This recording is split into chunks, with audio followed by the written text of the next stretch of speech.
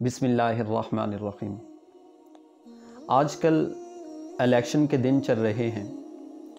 اور جہاں کہیں بھی نکلتے ہیں،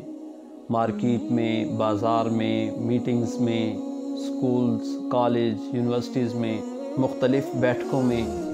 جہاں بھی اٹھنا بیٹھنا ہوتا ہے وہاں ہر طرف ایک ہی سوال گونجتا ہے کہ آپ ووٹ کس کو دے رہے ہیں۔ یہ سوال بڑا اہم ہے کہ آپ ووٹ کسے دے رہے ہیں۔ اس کا جواب دینے سے پہلے میں آپ کو ایک واقعہ سنانا چاہتا ہوں، اور وہ واقعہ سن کر ہم اس چیز کو پرکھ سکیں گے کہ ہمیں ووٹ کیسے لوگوں کو دینا چاہیے۔ چلتے ہیں دور رسالت مآب صلی اللہ علیہ وآلہ وسلم میں، کہ جب ابتدائی دور تھا اور حضور کے اصحاب میں سے ایک صحابی جن کا نام سعید بن عامر تھا، دور جاہلیت میں تھے کہ قریش کے لوگوں نے ان کو دعوت دی، ان کو دعوت دے کر ان کو اپنے ہاں بلایا اس وجہ سے تھا کہ ان قریش کے لوگوں نے حضور کے ایک صحابی تھے جن کا نام حضرت خبیب بن عدی تھا، اور قریش کے لوگوں نے ان کو اپنے جال کے اندر پھنسا لیا اور ان کو بھی دعوت دی حضرت سعید بن عامر کو کہ آپ بھی تشریف لے کے آئیے گا۔ حضرت سعید بن عامر بھی اس جگہ پر پہنچے کہ جہاں پر حضرت خبیب بن عدی کو انہوں نے سزا دینا تھی، اور حضرت خبیب بن عدی کو جس جگہ پر سزا دینا تھی یہ بھی اس مقام پر پہنچے، اور جہاں پر قریش کے بڑے بڑے سردار موجود تھے حضرت سعید بن عامر ان کے قریب جا کر کھڑے ہوئے۔ لوگ ان پر ظلم تشدد کر رہے تھے، مار پیٹ رہے تھے، حتیٰ کہ ان کے جسم سے خون نکل رہا تھا، اور خون کی شدت اور ان کی جو مار تھی پٹائی، اس کی شدت کے باوجود جب ان قریش کے لوگوں نے ان سے ایک سوال کیا کہ کہا کہ کتنا ہی اچھا ہوتا آج تیری جگہ پر محمد ہوتے اور تم اپنے بستر پر گھر آرام کر رہا ہوتا۔ حضرت سعید بن عامر کہتے ہیں کہ میں ان کا جواب سننے کے لیے تھوڑا قریب ہوا۔ جب میں قریب ہوا نا تو میرے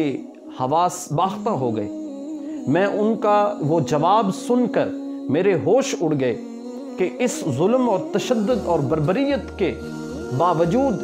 یہ شخص اس قدر ڈٹا ہوا ہے کہ اس کی اللہ سے جو محبت ہے، جو حضور سے محبت ہے، اس کا انداز دیکھیے۔ اب حضرت خبیب بن عدی نے جو وہاں پر جواب دیا وہ یہ تھا کہ میں یہ بھی گوارا نہیں کرتا کہ سرکار کے پاؤں مبارک میں تھوڑی سی بھی تکلیف جو ہے وہ میں برداشت نہیں کر سکتا۔ اور جب انہوں نے یہ جواب دیا تو قریش میں ہلچل مچ گئی، ہر ایک دوڑا ان کے اوپر اور ان کو تشدد کرنے لگا، حتیٰ کہ حضرت خبیب بن عدی کو انہوں نے شہید کر دیا، اور شہادت سے پہلے انہوں نے 2 رکعت نفل پڑھنے کی اجازت بھی طلب کی تھی، اور جب وہ مار پیٹ رہے تھے تو اس وقت حضرت خبیب بن عدی نے آسمان کی طرف آنکھیں اٹھائی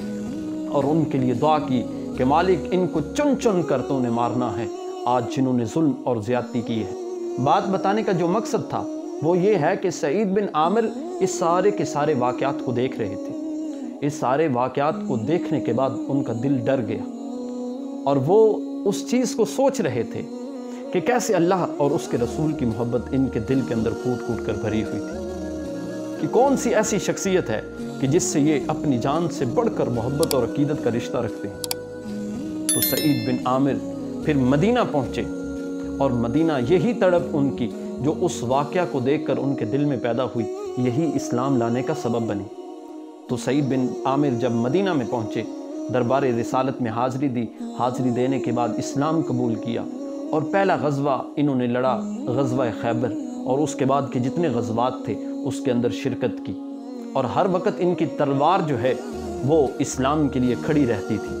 اور پھر سرکار دو عالم صلی اللہ علیہ وآلہ وسلم کے اس دنیا سے رخصت ہو جانے کے بعد پھر صدیق اکبر رضی اللہ تعالی عنہ بھی ان سے بڑی محبت اور عقیدت رکھتے تھے،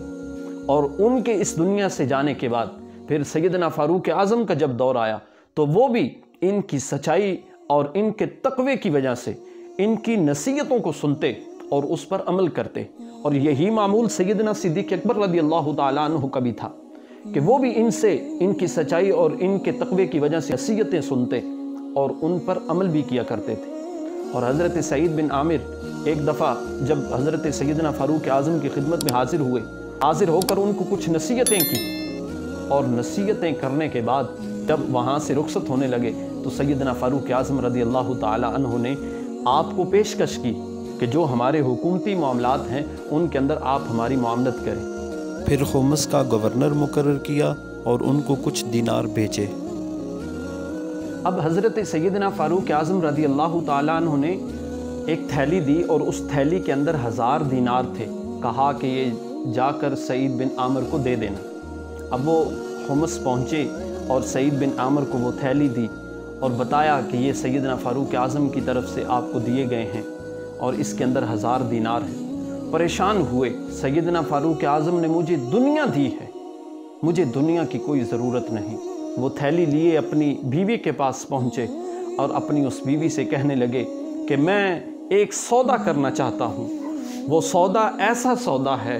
کہ تو اس سودے کے اندر میرا ساتھ دے۔ پوچھا کس طرح کا سودا ہے؟ کہا کہ اس طرح حضرت سیدنا فاروق اعظم نے 1000 دینار بھیجے ہیں اور میں چاہتا ہوں کہ تم اس سودے کے اندر شامل ہو اور ہم اس 1000 دینار کو کسی ایسی جگہ پر انویسٹ کریں تو جب ہمیں اس سے بھی زیادہ کی ضرورت ہو تو ہم اس چیز کو حاصل کر لیں، اس دینار کو حاصل کر لیں۔ اب آپ کی بیوی نے پوچھا مجھے بتائیں تو صحیح کہ کس طرح کا سودا کرنا چاہتے ہیں؟ تو کہا سودا یہ کرنا چاہتا ہوں کہ اپنی یہ رقم میں انویسٹ کرنا چاہتا ہوں۔ کہا کہاں پہ انویسٹ کرنا چاہتے ہو؟ کہا میں یہ ساری کی ساری رقم اللہ کو قرض حسنہ دیتا ہوں۔ اور پھر چھوٹی چھوٹی تھیلیاں بنائی اور ان کے اندر دیناروں کو تقسیم کیا اور لوگوں کے اندر تقسیم کر دیا جو غریب غربا تھے۔ اور پھر یہ بات کہی کہ میں یہ جو قرض حسنہ دے رہا ہوں مالک کائنات ہمیں جب ضرورت ہوگی اس کے بدلے اس سے بڑھ کر عطا فرمائے گا۔ وہ تھے حکمران کہ جن حکمرانوں نے اپنی ساری کی ساری زندگی جو ہے اس کو اللہ اور اس کے رسول کے کام کے اندر صرف کر دیا۔ ہمیں بھی آج الیکشن کے دن چل رہے ہیں تو ہمیں ایسے حکمران چننے کی ضرورت ہے کہ جو نہ تو اکبرہ پروری کا خیال رکھیں نہ ہی کسی غریب کا حق ماریں، اور جب ان کے پاس عہدے آتے ہیں تو یہ اپنے ان عہدوں کا غلط استعمال کرتے ہوئے، ان عہدوں کا لحاظ نہ رکھتے ہوئے، اس عہد کا لحاظ نہ رکھتے ہوئے غریب پر ظلم کرتے ہیں، زیادتیاں کرتے ہیں۔ اور ناظرین محترم، رب کائنات کا فرمان ان اللہ یأمرکم ان تودوا الامانات الی اہلہا، اور رب کائنات حکم دیتا ہے کہ یہ جو امانتیں ہیں یہ اہل لوگوں تک پہنچاؤ۔ یہ ووٹ جو ہے یہ بھی ایک امانت ہے، تو اس امانت کو اہل لوگوں تک پہنچانا چاہیے۔ اہل لوگوں کو ہمیں چاہیے کہ آگے لے کے آئیں، نہ اہل لوگوں کو ووٹ دے کر نہ تو اپنے ووٹ کو ضائع کریں اور نہ ہی اپنی اس امانت کے اندر خیانت کریں۔ اور اللہ فرماتا ہے وَإِذَا حَكَمْتُمْ بَيْنَ النَّاسِ أَن تَحْكُمُوا بِالْعَدْلِ، اور جب تم لوگوں کو درمیان فیصلہ کرو، رب کائنات فرماتا ہے عدل کے ساتھ کرو۔ تو جب ساری کی ساری پارٹیاں ہمارے سامنے ہیں تو ہمیں عدل کے ساتھ ان میں سے جو امانت دار ہے اس شخص کو ووٹ دینا چاہیے، اس شخص کو ہمیں آگے لے کے آنا چاہیے تاکہ ہمارے اس عہد کی، ہمارے اس ووٹ کی وہ پاسداری بھی کرے۔